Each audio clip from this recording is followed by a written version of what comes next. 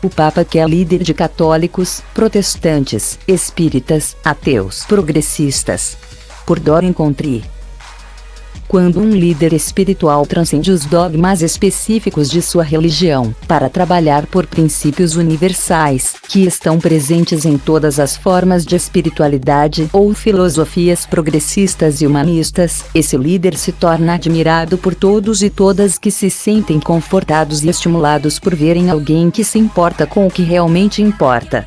Assim foi, por exemplo, o santo mais popular dentro e fora da Igreja Católica, Francisco de Assis. Assim foi Gandhi, assim foi Martin Luther King. Não por acaso, o Papa que está agora na chefia da Igreja Católica Apostólica Romana adotou o nome de Francisco. Não por acaso, esse santo é o protetor dos animais, um precursor de ideias ecológicas, porque era capaz de sentir compaixão e conexão com todas as formas de vida. Falava com os pássaros e amansava os lobos.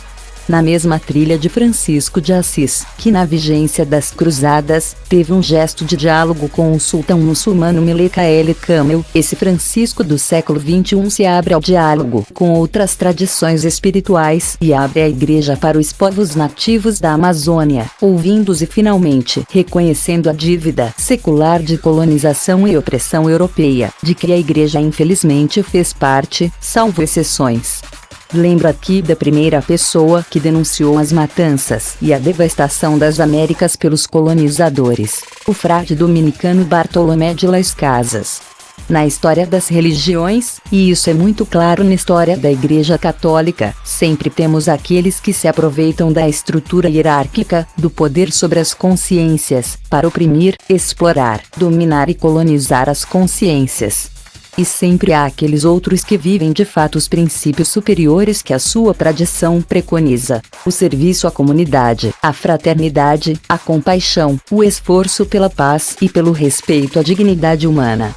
Entre esses últimos, estão os missionários, os santos, os iluminados, como nessa semana relembramos Irmã Dulce, que acaba de ser canonizada por esse mesmo Papa, como a marcar o quanto a entrega aos que precisam e a preocupação com o social devem fazer parte imprescindível de uma vida que se pauta no cristianismo.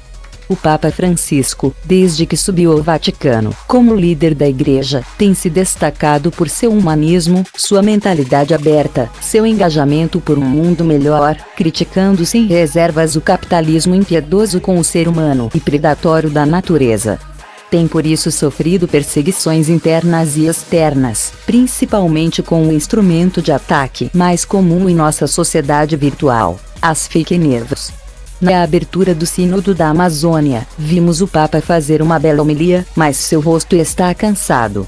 Trata-se de um sínodo histórico, pois além de procurar integrar a voz indígena, pode, tomara que se consiga, empoderar mulheres para assumirem o papel sacerdotal. Embora eu faça parte de uma filosofia, a espírita, em que não consideramos a necessidade e a pertinência de sacerdócio, essa devolução histórica da Igreja às mulheres seria algo justo, devido e para ser celebrado. Trata-se também de um sínodo histórico, por trabalhar num patamar de ideias que Leonardo Boff, por exemplo, vem desenvolvendo e que o próprio Papa Francisco desdobrou: a ecoteologia. Uma teologia que reconhece a presença de Deus na natureza e se preocupa com o cuidar da nossa casa terrena, uma urgência urgentíssima.